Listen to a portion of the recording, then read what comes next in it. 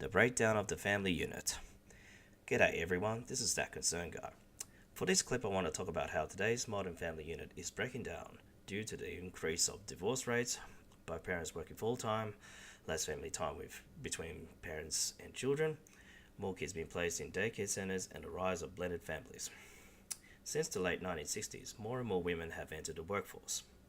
As more women gain financial independence, prolonging and having a family has become the norm, where women are remaining single or not getting married and not having kids until a later age.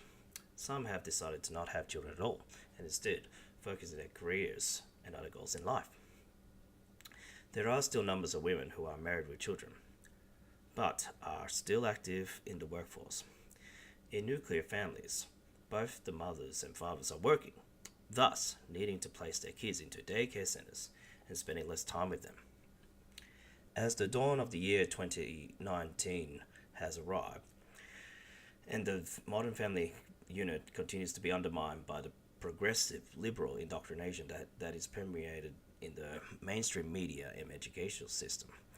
And unfortunately, the masses still buy into this narrative, thinking that divorce and having blended families is the trend these days, just because other people are doing the same thing. Jumping onto the bandwagon just because it is easier to do so compared to thinking independently and critically before following such trends.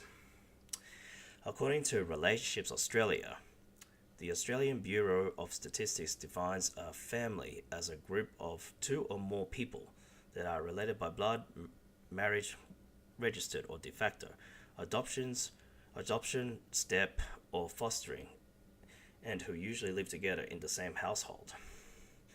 According to Australian Bureau of Statistics, June 2016.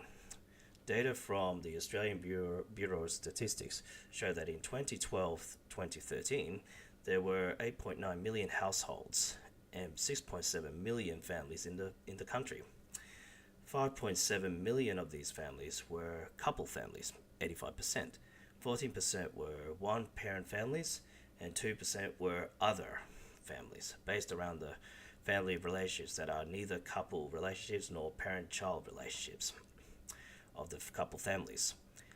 Around 44% had dependents living with them. However, the number of couple families without children is predicted to exceed the number of couple families with children and become the most common type of family between 2023 and 2029. Basically, this does not look like a very bright future for the stability of the family unit. It goes on by saying, this reflects the fact that in modern Australia, families are characterized by increasing diversity. The traditional or nuclear family unit, comprising mother, father, and two children, is no longer the only way we think about define our families. Rather, the concept of family is dynamic and often involves the transition into different family forms over time.